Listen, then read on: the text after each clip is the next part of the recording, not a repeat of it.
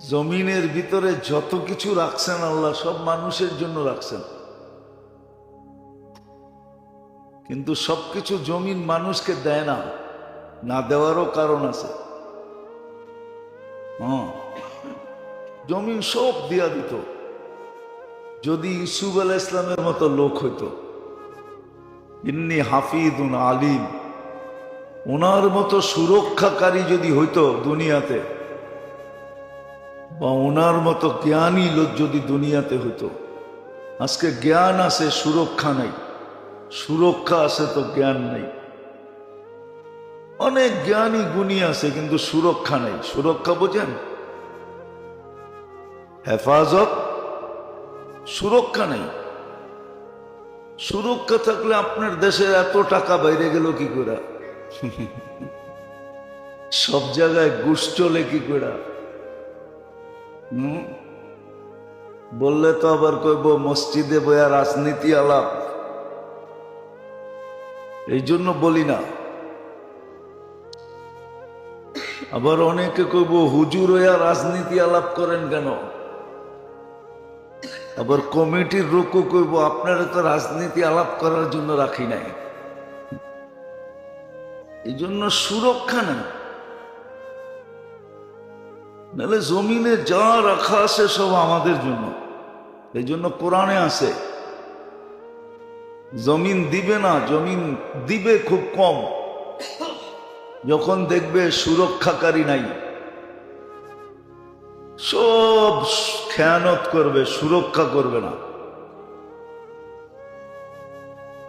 তখন জমিন দিবে না। কিন্তু একদিন জমিন দিবে, ওই দিন মানুষের হাতে ব্যবহারের সময় থাকবে না।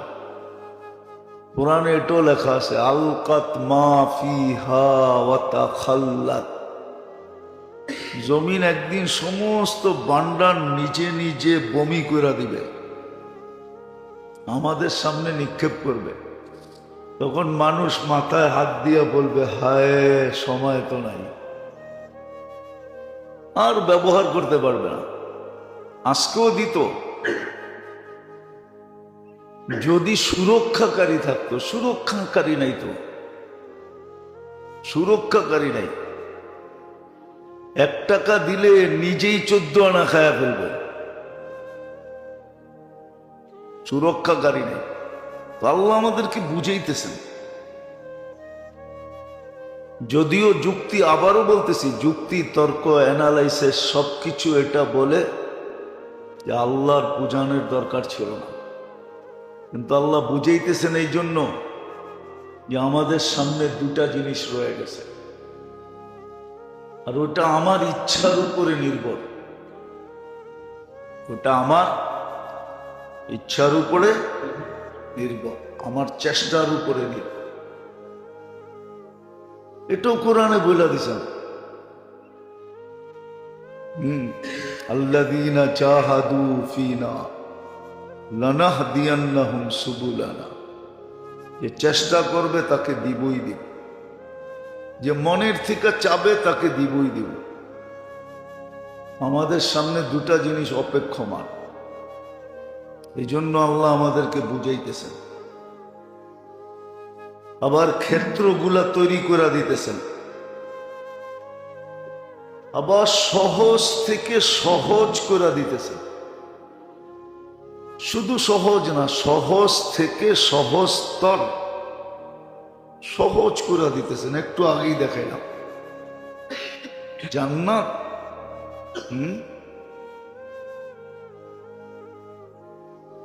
মাটির একটা ইট কয় কেজি জানেন? কয় কেজি জানেন?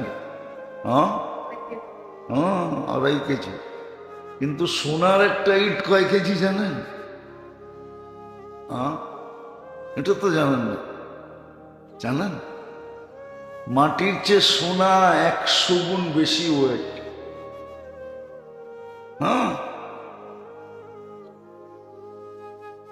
সোনার চেয়ে ওজন কি জানেন কিসে?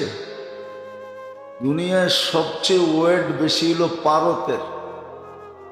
পারতের ওজন বেশি। একটা মাটির ইট যদি 2.5 কেজি হয়, একটা সোনার ইট কয় কেজি? হ্যাঁ, 1 কেজি সোনার দাম কত? ও হুজুর, 1 কেজি সোনার দাম কত? 2.5 লাখ টাকা, ঠিক না? 1 কেজি সোনার দাম।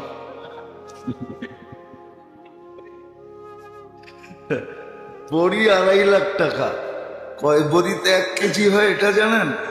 এটাও তো জানেন না তাহলে। আপনারা বলে বড় শিক্ষিত, হুজুর করে দেখলে খালি নাক ছিটকান। হুজুররা কিচ্ছু জানে না, পড়ালেখা করে নাই, ঠিক না? 86 তোলা 1 কেজি হয়। এইবার দেখেন কয় টাকা হয়। আচ্ছা, 2.5 কেজি ধরলাম একটা সোনার ইট। হ্যাঁ, হায় হায় হায়। ওই একটা ইট সোনার, একটা ইট রূপার দিয়া জান্নাত বানাবে। আর ওটার দাম ধরছিলেন 1 ডোক পানি। নাই তো না, এত সস্তা করার পরেও কেউ নেয়।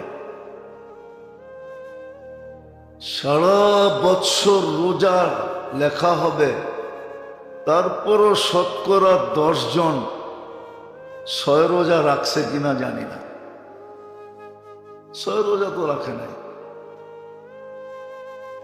আল্লাহ পদ্ধতিকে সহজ থেকে সহজতর করছিলেন, কোনো কঠিন না, সহজ পদ্ধতি।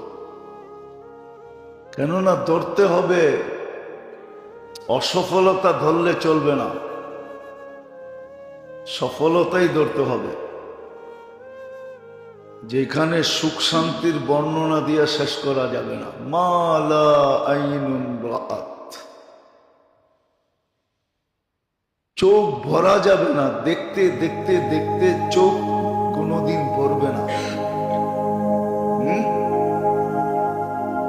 দেখতে দেখতে অনেক সময় কাছের মানুষটাও কয়, তুমি তো ওই পুরানটাই, মনে হয় বোঝেন না, করতে বোঝেন না, বিয়া শাদী করে না, করতে বোঝেন না।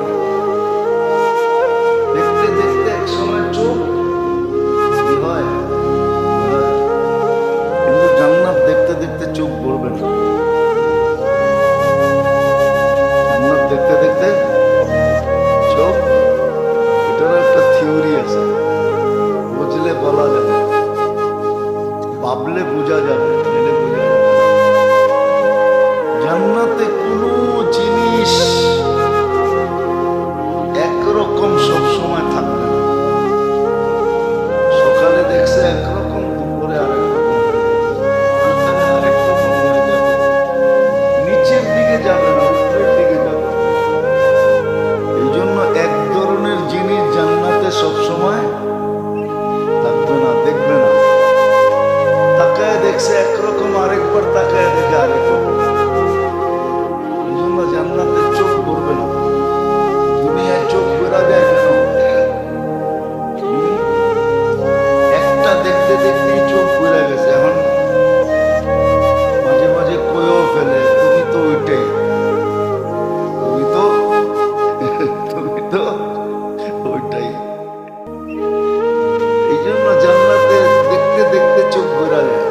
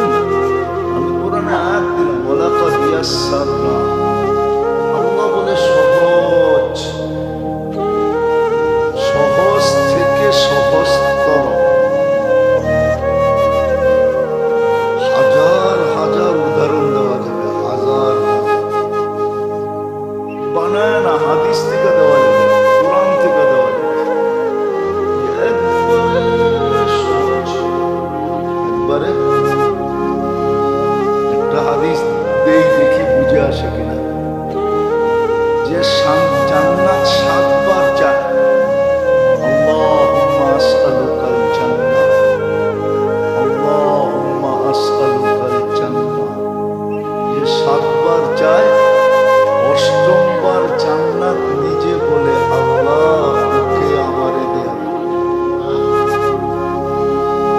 আল্লাহ জান্নাতের চাওয়া কবুল করে নেয়।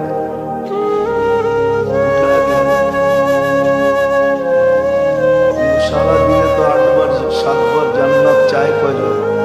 চান না কি? 8 বার চায় না। এই জন্য পদ্ধতিটা সহজ থেকে সহজ,